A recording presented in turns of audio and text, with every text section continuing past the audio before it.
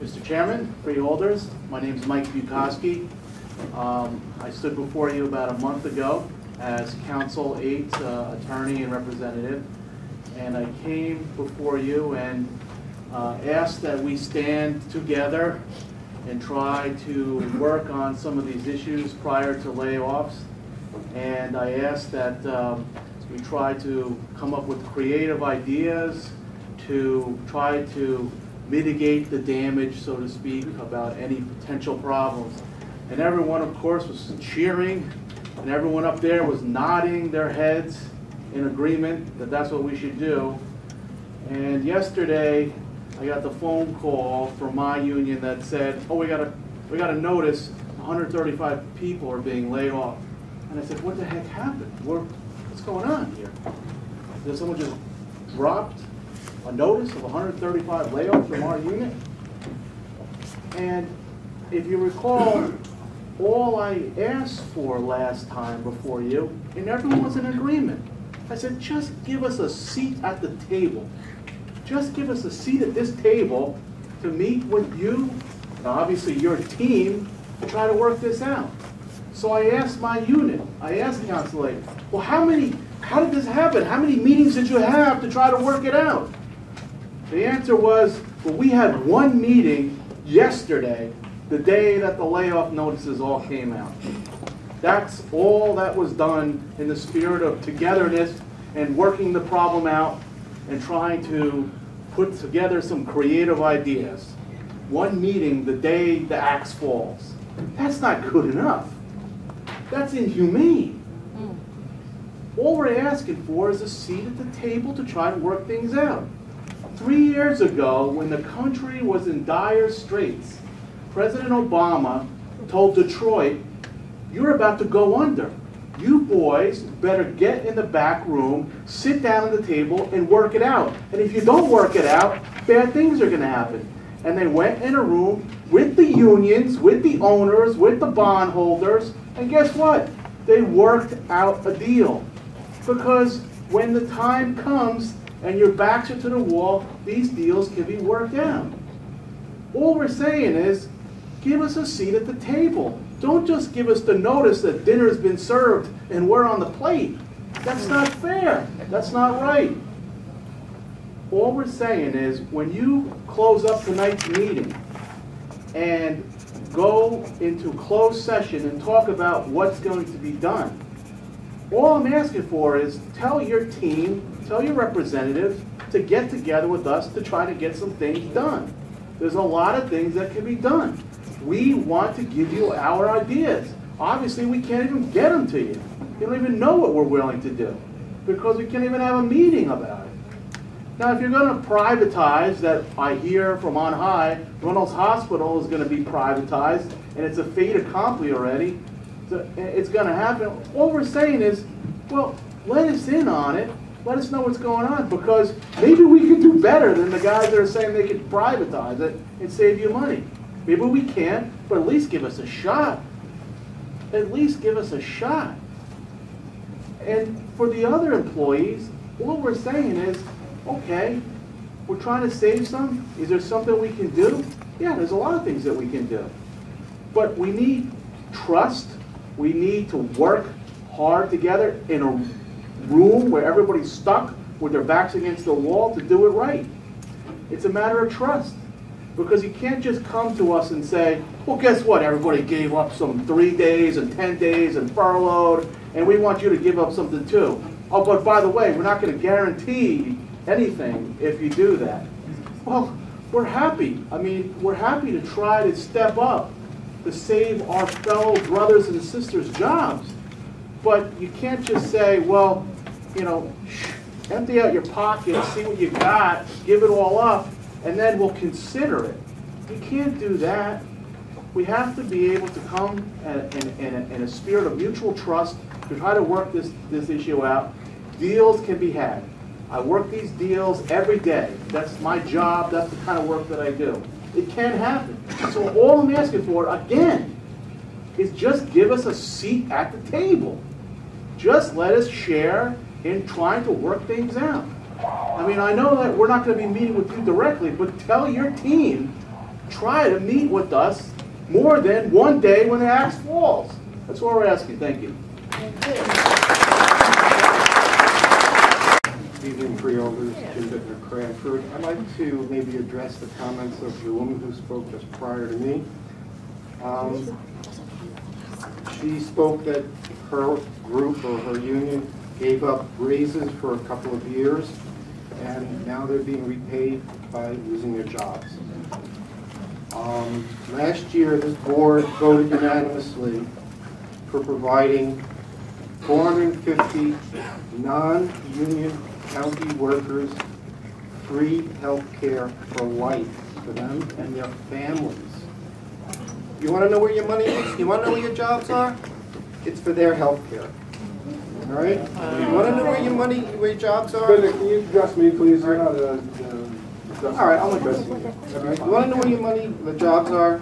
It's in the Galloping Hill Country Club that's being built in Kenilworth. It's $45 million operation expenditure for a building we don't need, don't want, have not asked for. It's going to compete with the local businesses in Kenilworth and the surrounding community that offer banquet facilities. You're taking jobs from the county. Last week, or the last meeting, I listened to Chairman Marabella state that you lauded the mayor of Westfield for who works over at Shearing Plow, is it? Merck, I'm sorry. They changed the name. That they didn't outsource a number of jobs to Europe or to the country that Merck is affiliated with or home-based. Well, yeah, they didn't outsource those jobs, but they brought people from Europe here for those jobs. So that wasn't a net savings of U.S. citizens' jobs. That was just basically bringing them here, and that money's going to go to Europe. So that's kind of funny math, all right? And then these people have to understand that there's a lot of funny math going on here, and I've asked repeatedly for what the cost of this 450 non-union worker health care for life bill is going to cost the county, cost the taxpayers of the county, and we've never been told. I think we need to know that answer. Thank you. Okay. Oh, by the way, thank you for canceling Music Fest. It was time. It was overdue.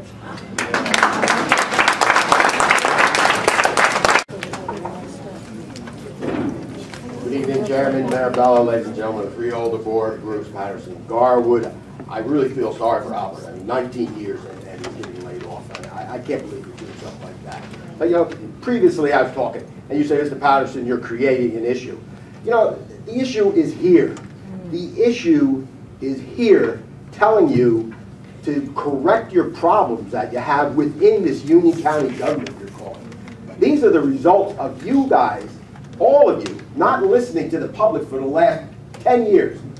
I came in front, Tina Renner, John Burry came in front, and we've told you time and again. And here, and I put a little quick list of what this is.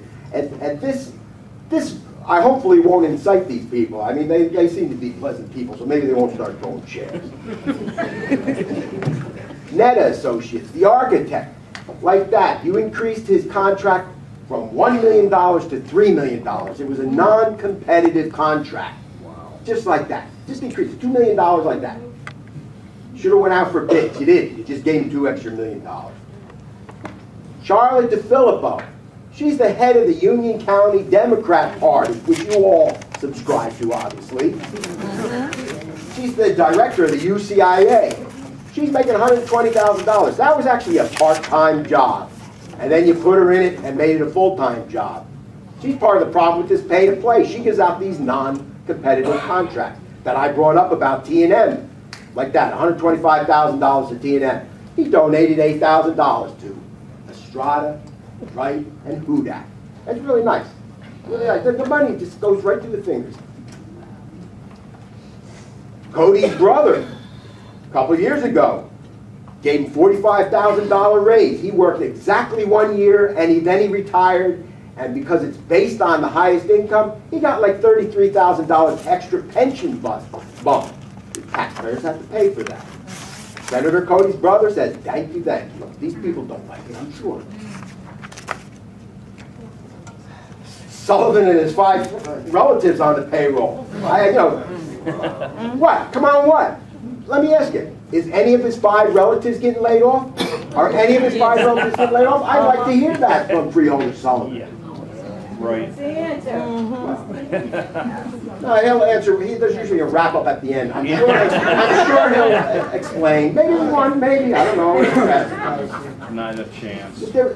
Matthew Dorado, fast track, right to the directorship, $110,000. He was moved into one department and then moved right up, given $110,000. To this day, I can't figure out why all of a sudden he had a fast track, because he was a little lawyer. Now he's a director of personnel.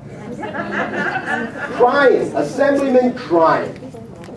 The other year he was the head of the Democrat Party of the state. He makes $120,000. He only shows up about half the time. He's most of the time down in Trenton, probably driving a Union County car still, for all I know. Yeah. Cut his salary in half, that's all. Lifetime health benefits that Mr. Bittner talked about. That's costing $100 million.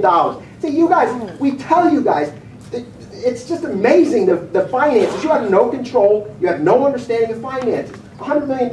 This is what I'm trying to figure out why you're hurting this year, because it's like nothing. You're not like really doing more things, hiring hundreds of more people, and laying off people, and yet you're hurting financially. The family court, $45 million. I've been talking about that for a while. $45 million. You go out there, glass window walls, and yet the Charlotte DeFilippo, the director, says, oh, this is an economic building. Glass window walls. You can save $10 million right there. That $45 million is debt. How do we have to pay that debt? By increasing taxes, because it comes out of our pocket. Yeah, the clubhouse. Again, Mr. Bittner. $20 million. Who asked for that clubhouse? Who asked for that clubhouse? The other year in the budget hearing, somebody said the golf courses are at capacity. So why did we have to spend $20 million? You pay Charlotte DeFilippo, the head of the Democrats, you pay her home insurance. You actually pay her home insurance. I can't believe. Who knows what it is? It could be like $5,000, $10,000, but still, you're paying her home insurance. No, we're paying her home insurance. We're paying. Lapola, that was the Star Ledger. Lapola had this guy Lapola, $120,000. He's sitting in this little room over at the Union County VOTEC. Another guy was sitting over at the stables, like doing nothing but getting paid. See, you guys, 10 years. We've been telling you for 10 years. There's no integrity. There's no fiscal austerity. There's not even anybody up here that actually understands finances. Nobody. The only one that did was Freeholder Matt. He voted no on a couple of fiscal matters. You actually threw him off the line and didn't vote again. The only guy that had financial expertise. This is the result right here. We're listening. Thank you. Now, Freeholder Jala, he's going, oh, I equate layoffs with higher taxes. You got a choice. That's not true. I just told you. You don't have to lay off people. There's millions. Millions. You have your time. Thanks. Officer, that's all right. He's all right. Don't worry about that.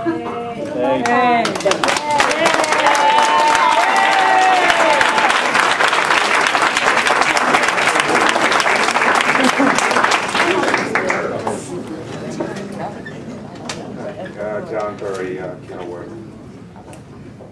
Unfortunately, there was a big crowd, and I missed some of the Greek presentation. I don't know if you can do it again, but when he mentioned evil Angela Merkel and Greeks as being too lazy, I think somebody should have spoken out. That he stepped over the line there. Now back to the main portion of the evening. There are answers and to the layoffs. There are reasons for it. There's a cap. There were things done in the past, taking money from certain funds that they might not be able to do this year. There are reasons. And I've got a theory, and I've been looking at this for years. I can see why it came to this. And again, anybody who's interested, April 23rd, the Cranford community center, and I've got flyers. Actually, I'd like to invite everybody here. I give the flyers to, I'll give them over You there. get one to the clerk. All right, thank you. One. All right. Anybody else wants them, it's here.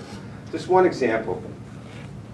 280 people making like $60,000 a year. That comes to a little over $1.6 million. In 2011, one law firm, through the Union County Improvement Authority, the Union County Utilities Authority, and the regular county, got fees of $1.6 million. Now, you guys come here, I mean, you're here. 2 weeks from now, where are you going to be? They'll take the bullet now. I mean, fine. But if they were to go to this law firm and say 1.6 is out of line, you know that those are campaign contributors, so they could deal with you. I mean, you'll be laid off anyway. I mean, so you're not coming back. But those guys are recurring, so that's one of the problems. Now, what I would do is encourage. Now, you're trying to come up with solutions. You want a seat at the table, but what are you going to recommend? Actually, I've been coming here for 4 years. I've got recommendations, but they're not popular politically. Look at countywatchers.com. We did a budget study 2 years ago, came up with $20 million in savings. And those are legit. They wouldn't have to lay off anybody. But unfortunately, that's not going to be politically expedient, because they're going to have to cut people who give campaign contributions. It's very clear, and it took me a while to realize this, but I'm there. I could see what's happening. I actually like to share it with everybody, but I don't think just anger is right, because these guys have a job to do too, and you know, being a politician is a job in itself. But actually looking at the situation,